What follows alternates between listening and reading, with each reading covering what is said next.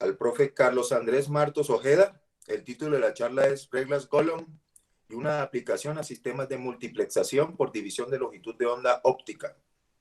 El profesor Carlos es licenciado en Matemáticas de la Universidad del Cauca, es magíster en Ciencias Matemáticas de la Universidad del Cauca y es doctor en Ciencias Matemáticas de la Universidad del Valle, y actualmente se desempeña como docente del Departamento de Matemáticas de la Universidad del Cauca. Los dejo entonces bajo la dirección de la conferencia del profe Carlos Martos. Bienvenido, profe. Muchas gracias, profe. Buenos días. ¿Están viendo mi pantalla ya? Sí, profe. Sí, bueno, entonces lo que vamos a hacer es tratar de, va a ser pues algo muy básico. Sí, vamos a tratar de entender el concepto de regla Golomb y el problema fundamental que se estudia allí, pero no vamos como a profundizar ni a hacer pruebas ni nada del estilo. Sí, vamos a tratar pues de entender esta aplicación, pues aún sin ser experto en el tema de comunicación, pero pues la idea es como tratar de hacer un poco explícita esa relación ahí con las reglas Golomb, ¿vale? Entonces vamos a iniciar con la fundamentación. Vamos a considerar, por ejemplo, este conjunto que está aquí, este conjunto de números enteros 0, 1, 4 y 6. Y notemos que si hacemos las diferencias de dos elementos, por ejemplo, 1 menos 0, 4 menos 1, 4 menos 0, ¿sí? Todas estas diferencias nos dan distintas, ¿sí? Entonces, no cualquier conjunto de enteros que tomemos tiene esta característica, ¿sí? Pero los que tengan esta característica, los conjuntos de enteros que tengan la característica de que todas las diferencias de dos elementos sean distintas, ¿sí? Vamos a llamarlo una regla Golomb, ¿sí? Además, notemos en este ejemplito que tenemos aquí que todas las diferencias 1, 2, 3, 4, 5, 6, aquí en las diferencias se obtienen todos los elementos desde el 1 hasta el elemento más grande, en este caso el 6, ¿sí? Cuando sucede eso en una regla Golomb, vamos a decir que la regla Golomb es perfecta, ¿sí? Miren, aquí está la primera, 1, 2, 3, 4, 5, 6, están todos los elementos desde el 1 hasta el mayor elemento de aquí, ¿listo? Entonces, formalmente, ¿qué es una regla Golomb? Una regla Golomb es un conjunto de enteros, los vamos a considerar ordenados, es decir, A sub 1 menor o igual que A sub 2, menor o igual, es decir, este A sub m va a ser el elemento más grande, con la propiedad de que para cada entero D existe a lo más una solución para esta ecuación, ¿sí? Para esta ecuación, con y distinto de J. ¿Listo? También se puede probar que si todas las diferencias de este conjunto son distintas, diferencias de dos elementos, también las sumas son distintas, ¿sí? Así que el considerar que todas las diferencias sean distintas, que es el concepto de regla Golomb, es lo mismo que considerar que todas las sumas sean distintas, que es un concepto que se conoce también como conjunto decido o un conjunto B2. ¿Listo? Consideremos este conjunto, ¿sí? Este conjunto de 7 elementos, ¿listo? Esto que está aquí se llama un triángulo de diferencias, y lo que hacemos, pues, es en la primera línea tenemos los elementos del conjunto, ¿sí? Y cada línea vamos a considerar los elementos de las diferencias, ¿sí? Aquí las diferencias de primer orden, por ejemplo, 1 menos 0, 4 menos 3, perdón, 4 menos 1, 10 menos 4, aquí en la tercera línea, las de segundo orden, que son 4 menos 0, todo aquí, ¿sí? Y podemos observar que todas este conjunto de diferencias son distintas. Por lo tanto, este conjunto que está aquí es una regla Golomb también, ¿sí? Es una regla Golomb. Notemos lo siguiente, notemos que esta regla Golomb no tiene la propiedad de que todas las diferencias nos dan los elementos hasta 25. Por ejemplo, aquí está el 1, el 2, el 3, el 4, el 5, está aquí, el 6, el 7, el 8, el 9, el 10, pero no está el 11, ¿sí? Entonces, no están todos los elementos desde el 1 hasta el 25, por lo tanto, esta regla Golomb no es perfecta, ¿sí? No es perfecta. Entonces, siempre que vamos a hablar de una regla Golomb, a los elementos nos vamos a referir como las marcas, ¿sí? A los elementos del conjunto, al número de elementos, le vamos a llamar el orden de la regla. Por ejemplo, esta regla Golomb que está aquí es una regla Golomb de orden 7, ¿sí? Y vamos a definir la longitud de la regla como la mayor de las diferencias de los elementos de A. En pocas palabras, es el elemento máximo de A menos el elemento mínimo. Como nosotros lo estamos considerando ordenado, sería A sub m menos A sub 1. De esta manera, la longitud de esta regla Golomb sería 25. ¿Sí? El elemento máximo 25 menos el elemento mínimo, que es en este caso 0. ¿Listo? Y otra observación es que se puede probar que solo existen reglas Golomb perfectas para hasta 4 marcas, ¿sí? Es decir, no puedo encontrar para este caso que son 7 marcas, reglas Golomb que, que todas sus diferencias me den el conjunto desde 1 hasta su máximo elemento. ¿Listo? Bueno, las reglas Golomb tienen la propiedad de linealidad, ¿sí? Es decir, que si yo tengo una regla Golomb A y le sumo un número entero distinto de 0, ¿sí? Esta suma, la regla Golomb que obtengo al hacer esta operación, es decir, a cada elemento le sumo este número entero, también es nuevamente una regla Golomb, ¿sí? Esto permite eh, considerar siempre todas las reglas con primer elemento en cero, ¿sí? Porque si no tengo el primer elemento en cero, pues le resto ese elemento mínimo y traslado la regla Golomb. ¿Listo? Por eso siempre vamos a considerar las reglas Golomb con primer elemento en cero, ¿sí?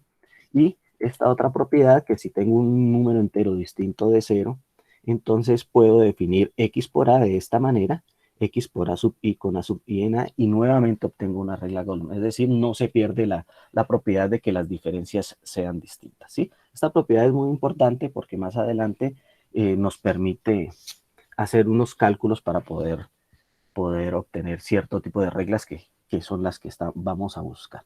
¿Listo?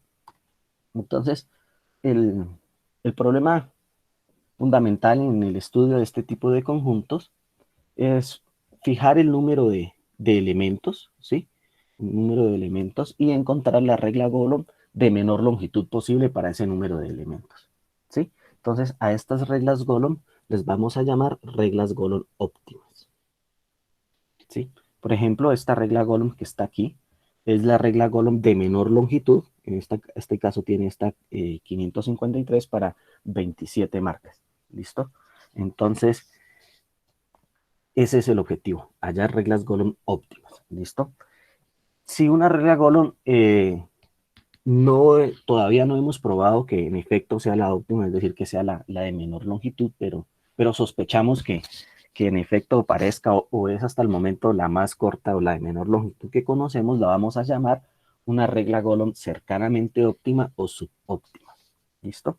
Es decir, creemos que esa en efecto es la de menor longitud, pero no tenemos una prueba de ello. ¿Listo?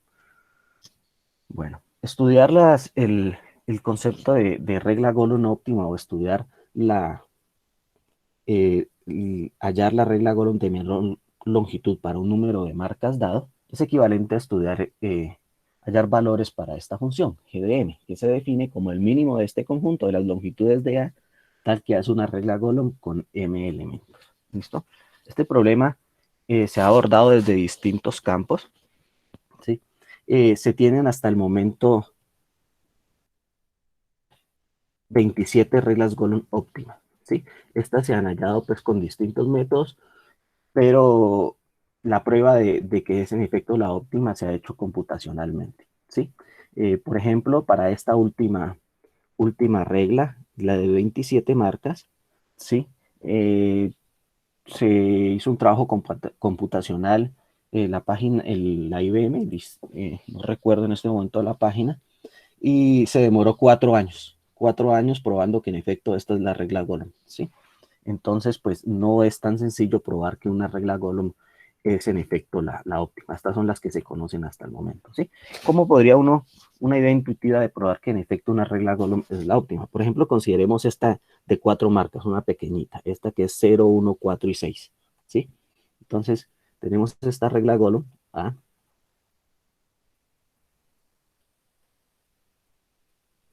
0,1,4,6. ¿Sí? Entonces, supongamos que esta es la más corta que hemos podido construir, pero no sabemos aún si es la regla Golomb óptima. Entonces, ¿qué podríamos hacer para probar en efecto que es la regla Golomb óptima? Entonces, tenemos que considerar todos los enteros que están entre 0 y 6.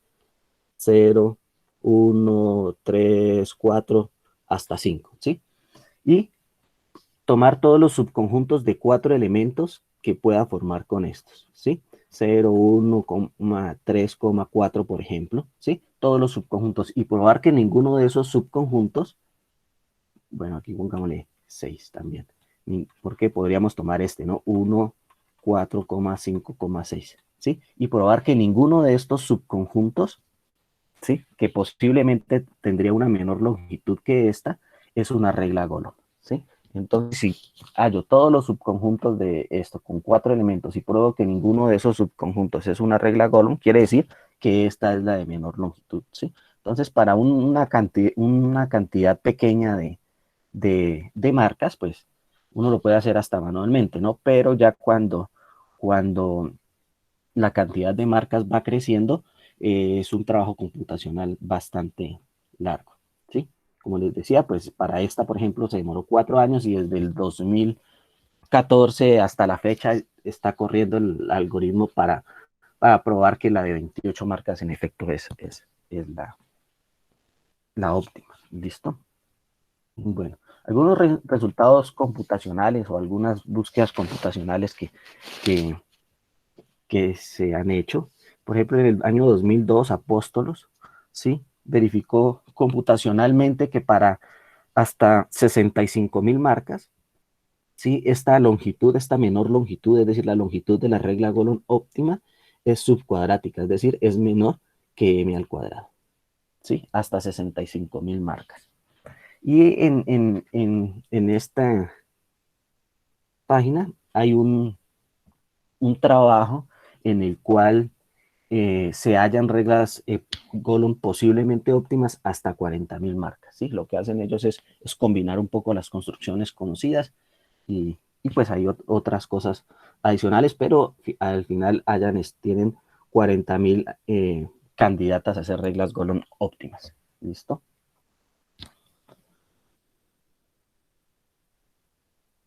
Bueno, esperemos un segundo.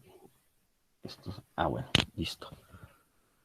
Bueno, entonces uno se preguntaría, bueno, entonces, ¿de qué manera yo puedo construir reglas Golomb sin necesidad quizás de hacer tanto trabajo computacional o si existe una manera de que yo pueda llegar lo más fácilmente posible a la óptima? ¿Sí? Pues la respuesta es que aún no se sabe cómo llegar fácilmente a esa óptima, pero pues hay construcciones que quizás ha funcionado para reglas de cierto número de marcas y que generalmente nos dan buenas reglas Golomb, es decir, nos dan reglas Golomb cercanamente óptimas.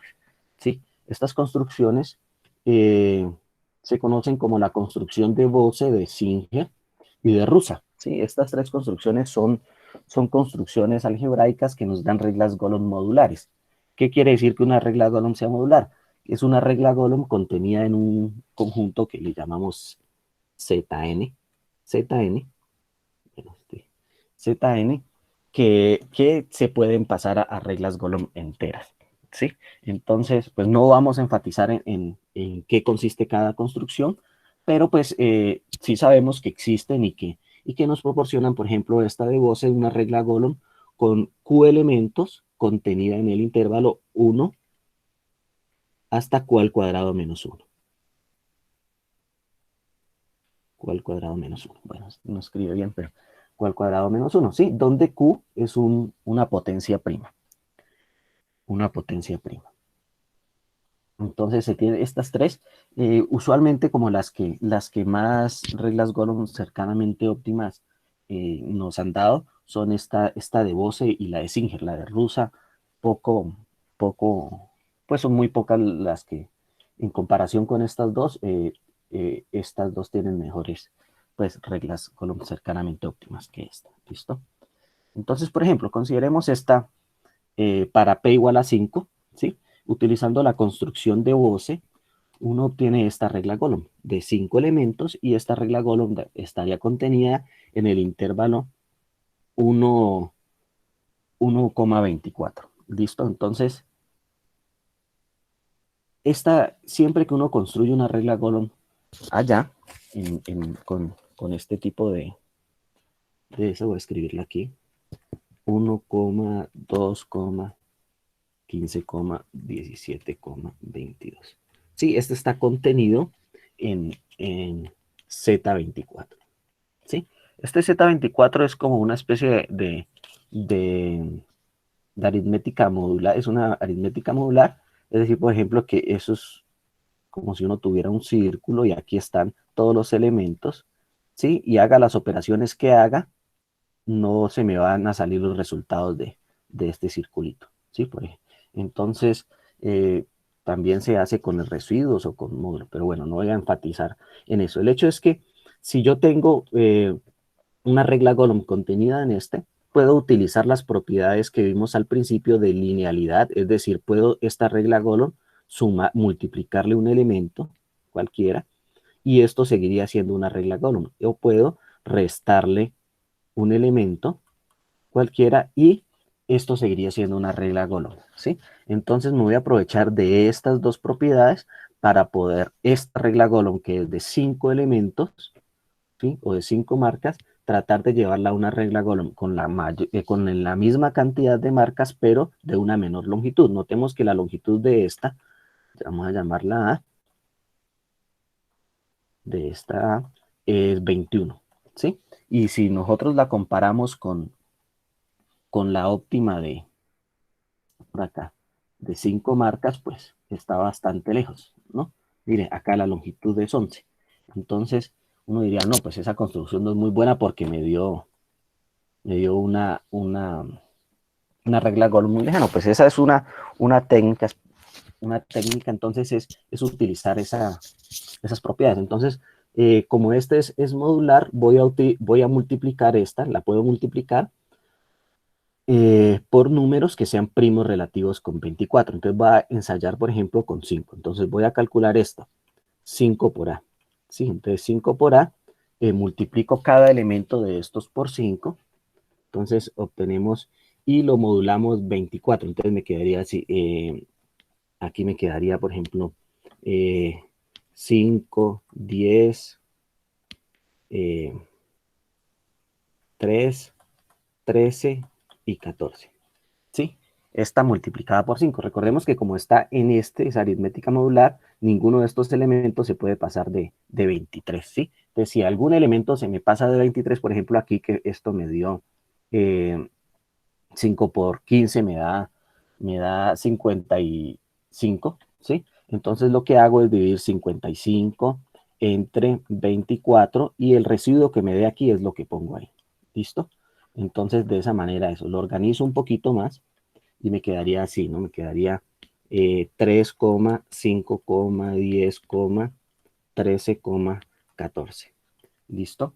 Este sería mi nueva A', ¿sí? Entonces miren que ya a partir de esta, que es una longitud de 21, estoy obteniendo esta, ¿listo? Entonces, ahora sí, como yo quiero siempre con primer elemento en 0, entonces le voy a restar este mínimo, ¿sí? Entonces, calculo A' menos 3, que es el mínimo. Entonces, obtengo esta, que sería 0,2, 7, 10, 11. Sí, es decir, una regla Golomb obtenida con la construcción de Bose, que inicialmente tenía longitud 21, ¿sí? Llevamos, o a partir de esa, haciendo traslaciones, llevamos vamos a llamarla B, a una regla Golomb cuya longitud es 11, ¿sí? Y si miramos, la longitud de una regla Golomb con 5 elementos es 11, o sea, esa es la regla Golomb óptima. En este caso, pues esta estrategia nos permitió llegar de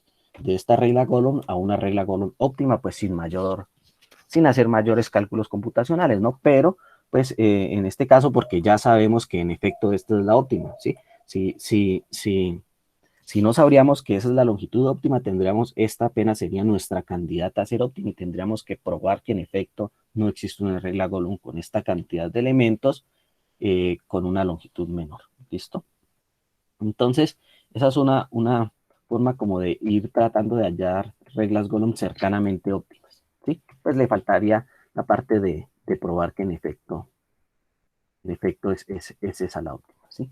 Entonces, pues uno se preguntaría entonces qué tan difícil es hallar reglas Golomb óptimas, ¿sí? Porque hallar una regla Golomb como tal parece no tan difícil, porque de hecho uno lo puede hacer intuitivamente y puede, por ejemplo, para un primer elemento empezarlo en 1, ¿sí? De ahí pues sigue con el 2, pero ya el 3 no le sirve, así que tiene que seguir con el siguiente, que es el 4, y así sucesivamente. Así uno puede ir construyendo una regla Golomb, pero resulta que no es óptima, no es de la menor longitud posible. Entonces, pues, ¿qué tan difícil sería entonces construir este tipo de reglas?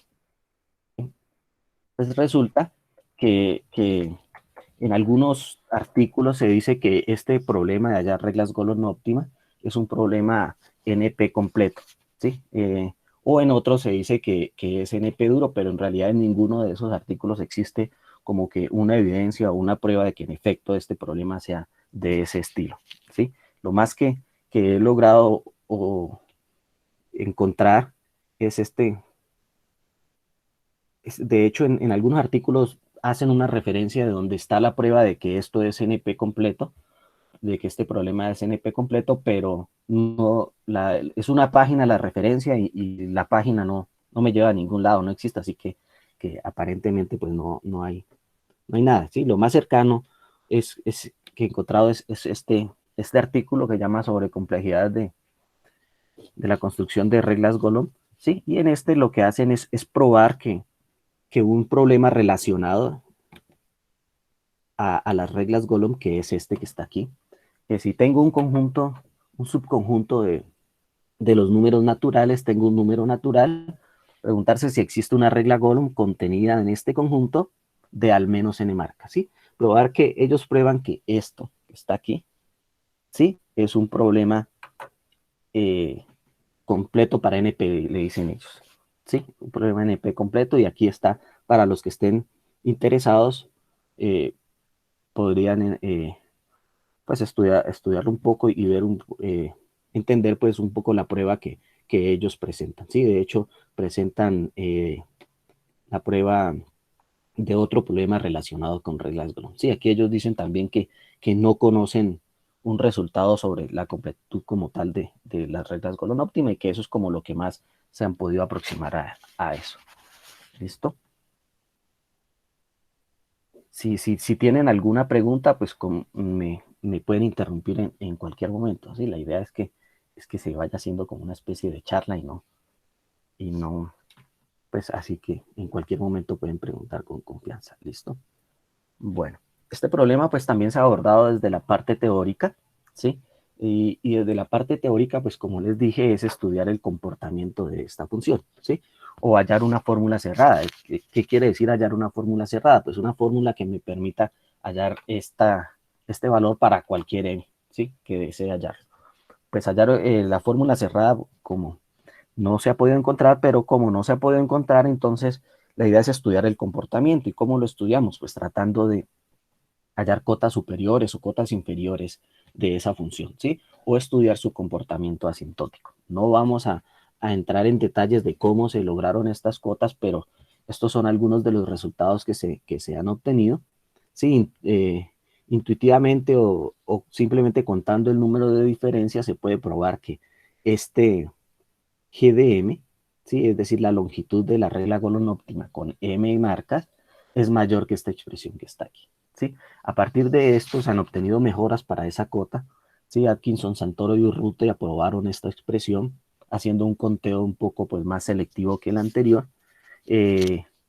Apóstolos Dimitro Manolakis en el 2002 mejoró esta cota y probó que la longitud de una regla Golomb es mayor o igual que esta expresión que está aquí. Él lo que hizo fue probar la equivalencia de los conceptos con el conjunto de Sidon y probó unas relaciones inversas entre esta función y el problema de conjuntos de Sidon, ¿sí? Y más adelante, Caicedo, Trujillo y compañía probaron esta regla Golomb, aquí es un menos, ¿sí? aquí es un menos, esta cota inferior, ¿sí? Mejorando pues el resultado de apóstolos. Y también se ha probado que la longitud de esta regla Golomb con m elementos se comporta asintóticamente como m cuadrado, es decir, cuando la cantidad de marcas aumenta, tiende a infinito, ¿sí? Esto se comporta como la función m cuadrado, ¿sí? Es decir, que ya se tiene una idea del comportamiento asintótico, pero no se tienen, como les dije, valores o fórmulas cerradas para esa función. ¿Listo? Las reglas Golomb tienen o sea, bastantes aplicaciones, tienen aplicaciones en la radioastronomía, en la distribución de frecuencias, en códigos, ¿sí?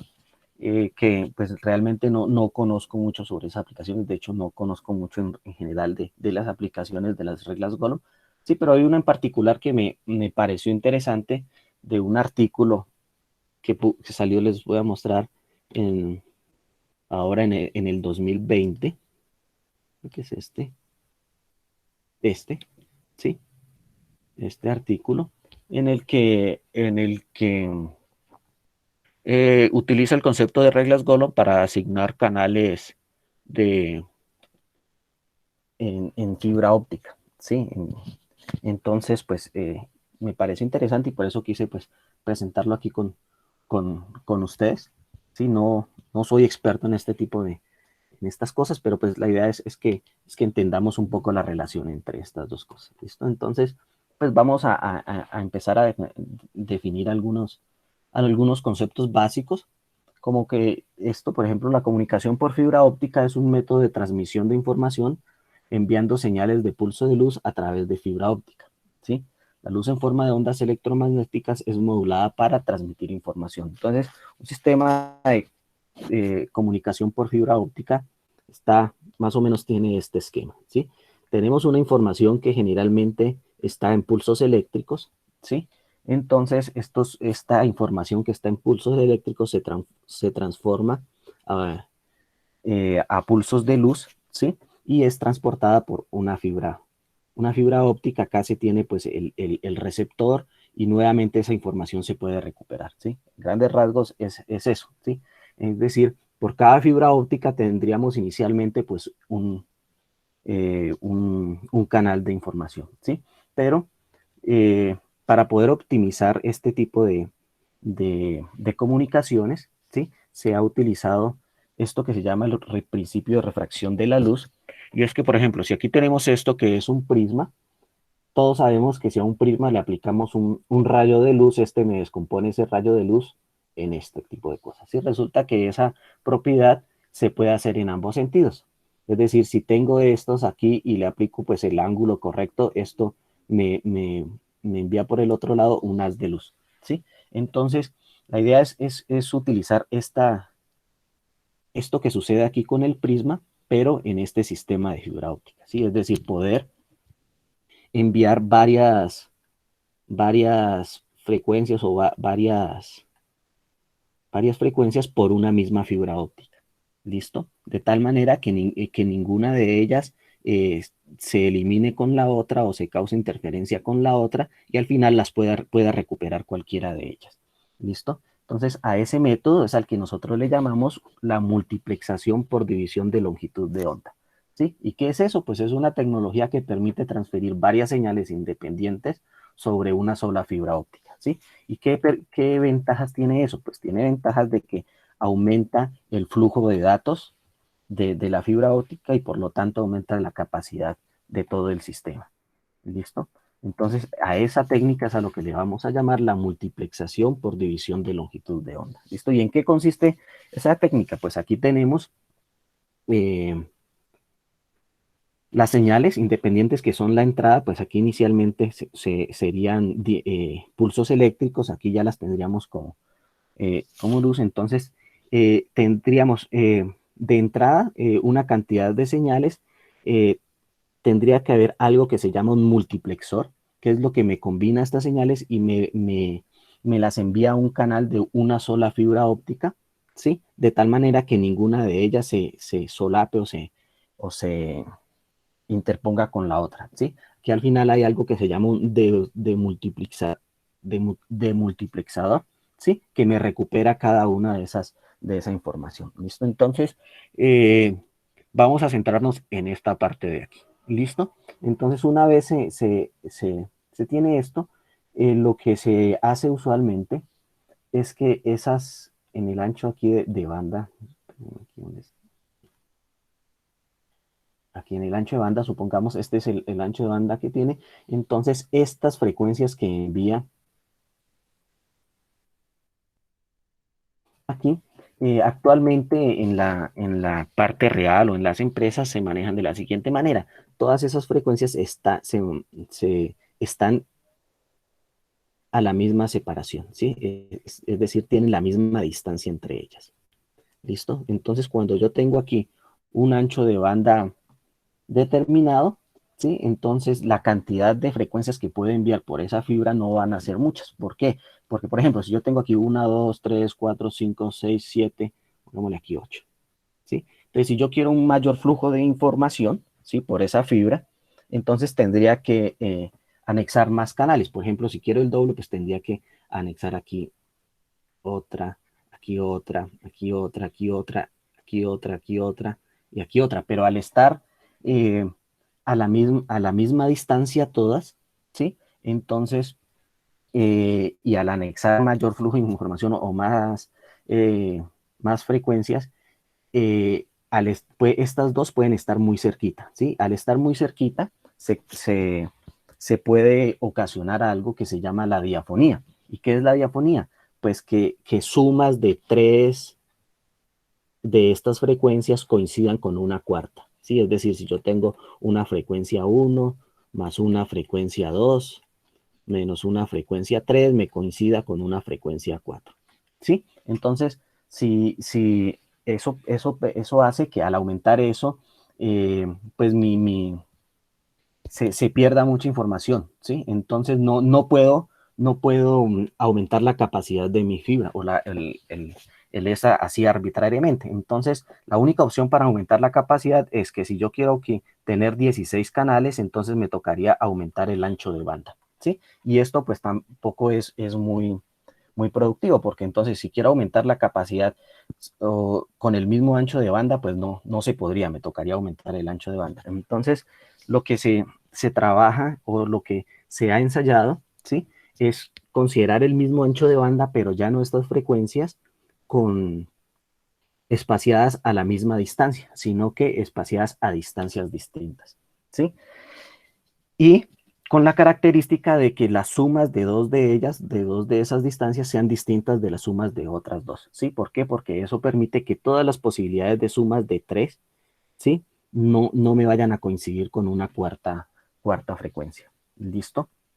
Con una cuarta frecuencia. Entonces, pues justamente ahí está el concepto de regla Golomb. ¿Por qué? Porque entonces tenemos que ubicar todas esas frecuencias de tal manera que todas las diferencias de dos elementos sean distintas, ¿sí? Entonces, para ubicar estas frecuencias aquí en este canal, es que se utiliza el concepto de regla Golomb. En este artículo que les presenté, proponen un algoritmo para, para asignar en efecto la posición de esas frecuencias utilizando esta condición, ¿sí? Que todas las diferencias de dos elementos sean distintas.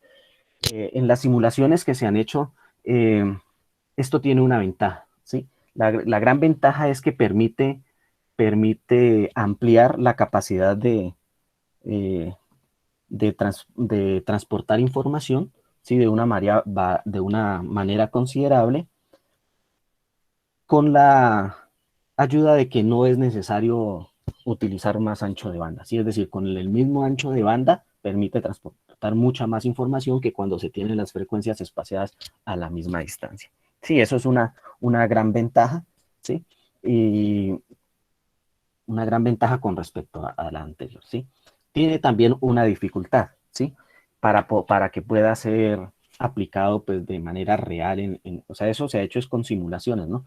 Y para que pueda ser aplicado de manera real en las redes de comunicaciones es que la complejidad computacional de hallar reglas Golomb óptimas, que son las que se utilizan para, para definir estas posiciones de las frecuencias, pues es bastante alta, ¿sí? Así que si posicionar estas frecuencias de manera adecuada depende de hallar reglas Golomb óptimas, pues, y hallar reglas Golomb óptimas no es fácil, entonces eso se complica cuando el número de marcas o de frecuencias sea elevado, ¿sí? Por ejemplo, 1000 o cosas de ese estilo, pues ya se hace muy, muy complicado, así que esa es la desventaja hasta el momento de que se tiene de ese, de, pues de esa, ¿sí? Entonces, para los que estén interesados, pues este es uno de los artículos que habla sobre eso. Este fue publicado el 8 de abril del 2020 y pues hay muchos más que hablan sobre esto. Como el más viejito que encontré sobre este tema es del 2017, por aquí está, es uno de estos. Bueno, sí, así que para los que estén interesados, pues me pueden decir, yo les envío pues la bibliografía que tengo. ¿Listo? Uy, yo estoy interesado, profe, me apunto. Vale, profe, con mucho gusto. Ahí la tengo ya bien seleccionadita la información. Vale, profe. Bueno, entonces resulta que en otros tipos de sistemas, bueno, se permite que haya una diafonía, pero que haya una diafonía pequeña, ¿sí? Es decir, que haya por ahí como unas frecuencias que molestan, pero que no sean muchas, ¿sí? Es decir, que suceda esto, pero que, no, que me coincida con ciertas frecuencias esto, pero que no me coincida mucho, ¿sí? Usualmente, por ejemplo, para el caso de que están espaciadas a la misma distancia, se tolera eso, ¿sí? De hecho, hasta ahí hay una fórmula para hallar lo que se llama la penalización por diafonía, ¿sí? Es decir, que sí se tiene igual diafonía en el caso de espaciados, pero requiere lo menos posible. Entonces, como aquí con el concepto de reglas Golomb se elimina totalmente y ya estamos acostumbrados a trabajar con sistemas que tienen una diafonía pequeña, entonces pues se podría considerar entonces aquí para ya no que todos los espacios o todas las distancias sean distintas, sino que se puedan repetir una cantidad quizás pequeña de veces. Es ahí entonces donde el concepto de regla Golomb se puede generalizar al concepto de regla G-Golomb, es decir, un conjunto de enteros, de tal manera que todas las distancias de dos elementos se repitan a lo más G veces, ¿sí? En el caso, por ejemplo, de dos Golomb, entonces se repitan a lo más dos veces. ¿Qué ventaja tiene eso? Pues tiene la ventaja de de que se puede aplicar aquí y que la diafonía sería relativamente pequeña con respecto, pues, o sea, sería tolerable en ese caso, ¿sí? Entonces, para este tipo de reglas Golomb, pues uno podría preguntarse exactamente lo mismo que para las reglas Golomb, es decir, qué tan complejo es construir reglas G-Golomb. Por ejemplo, hasta el momento tenemos reglas G-Golomb que provienen únicamente desde las construcciones que conocemos para reglas Golomb, pero uno se podría preguntar si todas las reglas G-Golomb provienen de ese tipo de construcciones o si existen construcciones que no, en las cuales no haya necesidad de pasar por regla Golomb, ¿sí? Entonces, pues podría ser casi que un estudio equivalente al que se ha hecho en las reglas Golomb para este caso, ¿sí? Entonces, definir una función, perdón, hallar cotas superiores, cotas inferiores y todo ese tipo de cosas, ¿sí? De hecho, aplicar este tipo de algoritmos acá para ver cómo se comporta pues en ese posicionamiento de los canales. Así que pues en este caso de reglas G-Golomb no se conoce mucho, se conocen unas pocas construcciones, ¿sí? Y, y ya, así que pues para el que esté interesado pues también se podría eh, apuntar a ver qué pasa con esto, en el caso en el que se permiten repeticiones y probar pues eh, qué tanto afecta eso en esta multiplexación por división de longitud de onda, ¿sí? Y entonces pues eso es más o menos pues lo que les quería hablar, les quería dar como una ligera idea de los conceptos y cómo se puede relacionar esto con esa aplicación. ¿Sí? No quiero ponerme a profundizar en pruebas ni en nada de eso, porque pues, la idea es como que te motiven. Vale, profe. ¿Alguien tiene alguna pregunta para el profe Carlos?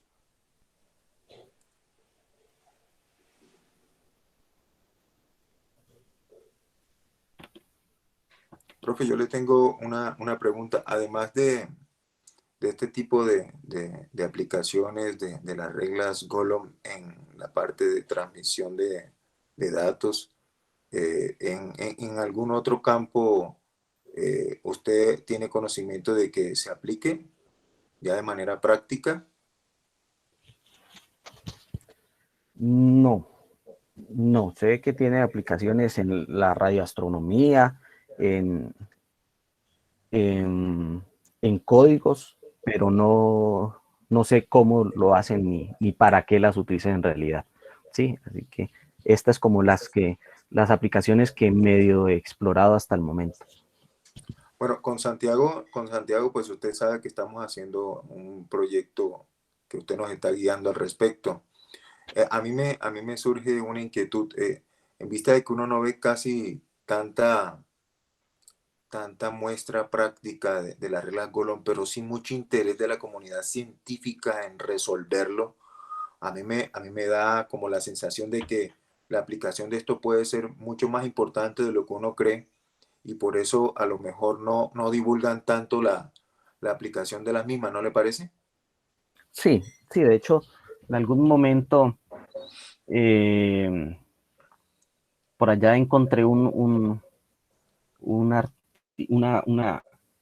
un proyecto de la NASA en la que estaban trabajando reglas Golem y aplicaciones y, y traté de contactarme con la persona que estaba como a cargo de eso y me envió pues unas cosas en donde realmente dice que es importante, pero no dice para qué, es como que, o sea, no, o sea, no me dio la información realmente.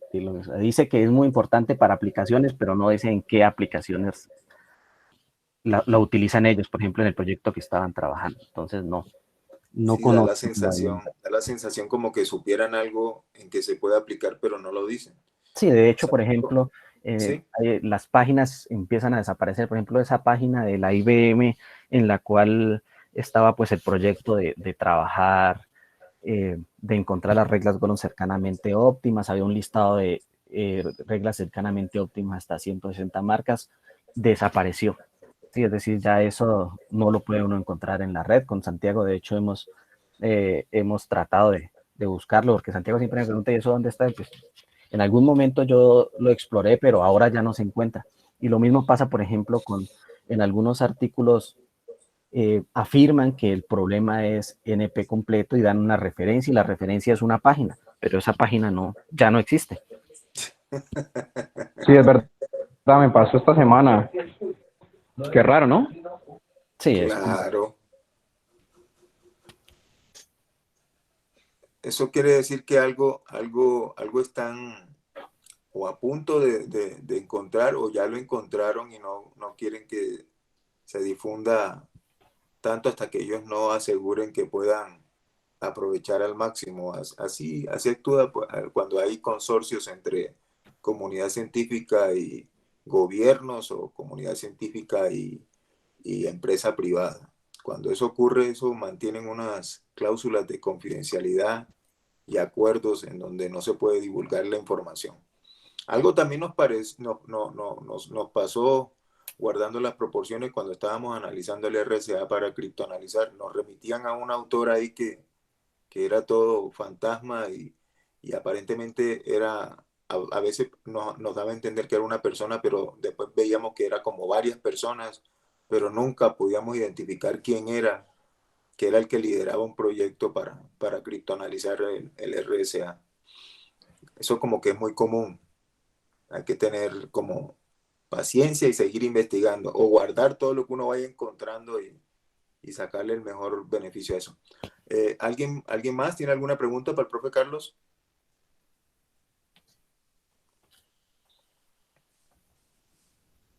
Profe, si gusta, usted puede colocar en el chat ahí su correo para que la gente lo contacte si alguien se anima a trabajar en este campo que igual está muy, pero muy todavía abierto para que los chicos se emocionen y le saquen el mejor partido, porque por lo que veo, esto va a marcar va a marcar algo importante en tecnología, solo que aún no lo sabemos.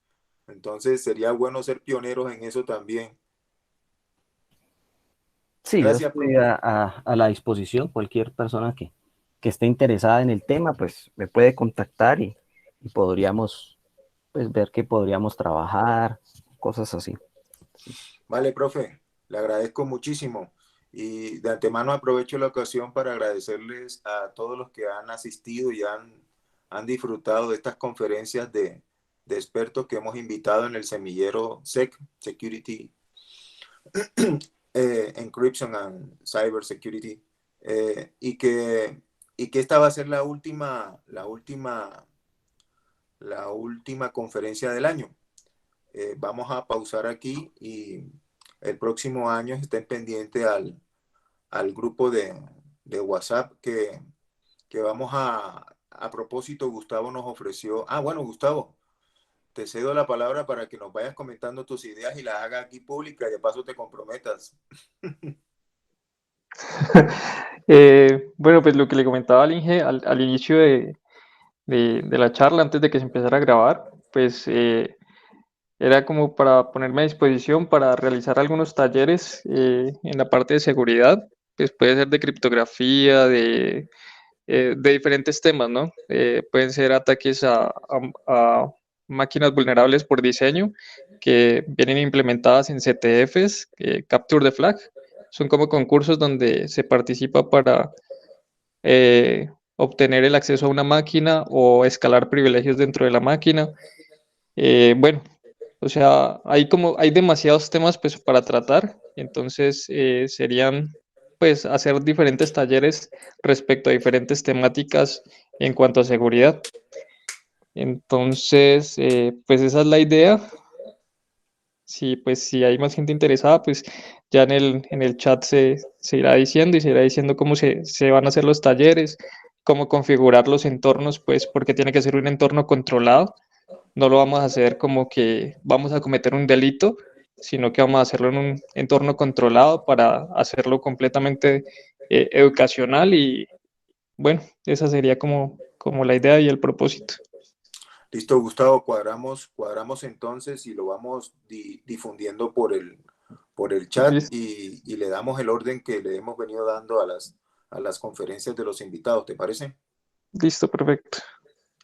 Vale, de antemano te agradezco mucho haberte ofrecido para brindarnos estos talleres y yo estoy seguro que otros se van a animar para también participar, porque yo sé que otros saben también, tienen algunos conocimientos sobre ethical hacking y pen testing, entonces estoy seguro que otros se van a sumar. Bueno, chicos, entonces les agradezco la participación, les agradezco que hayan estado pendientes de las conferencias. Estas conferencias, al igual que las otras, también va a ser subida al Classroom que tenemos del semillero para que aquellos que no pudieron participar pues la puedan ver offline. Y nuevamente desearles felices fiestas, un feliz año nuevo y que todos nos cuidemos y permanezcamos con todas las medidas de bioseguridad para que el próximo año podamos seguir disfrutando de la compañía de todos ustedes. Nuevamente gracias por asistir y hasta pronto. Muchas gracias, profe. Vale, Muchas gracias, profe. mucho Gracias a gusto. ustedes. Gracias Gracias. a todos. Gracias a todos, muchachos, que tengan feliz año. Gracias, profe Carlos, muy amable por la charla. Vale, gracias a ustedes. Tengan un feliz año. Gracias.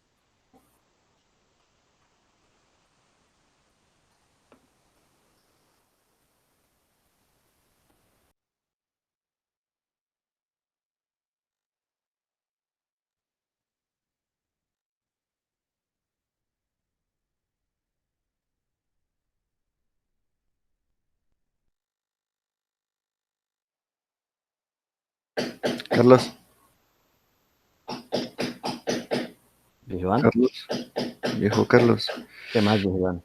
Bien, viejo. Que aquí ve que me dejaste como intrigado con algo. ¿Con qué? Como así que 4 años, weón. Sí, 4 años. 4 años. Se demoró la prueba de las 27 marcas. Y desde el 2014 está corriendo el algoritmo en paralelo a nivel mundial de la IBM, o sea, es decir, con muchos computadores en paralelo para probar que la de 28 marcas que se conoce en efecto es la óptima.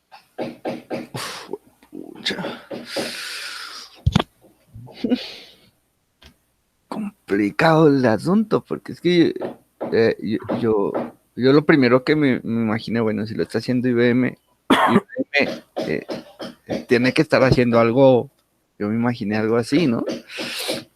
Claro, eso en paralelo a nivel mundial, eso tiene, mejor dicho, servidores por todo el mundo regados, dedicados solo a eso.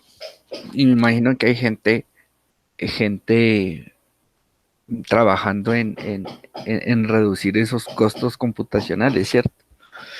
Sí, claro, mira, por ejemplo, en los últimos años han publicado artículos donde han ensayado todo tipo de algoritmos, que algoritmo memético, que algoritmo híbrido, que algoritmo inspirado en naturaleza, que algoritmo tipo cuco, que no, mejor dicho, una cantidad de tipos de algoritmos que han ensayado y variaciones y combinaciones de todos esos algoritmos.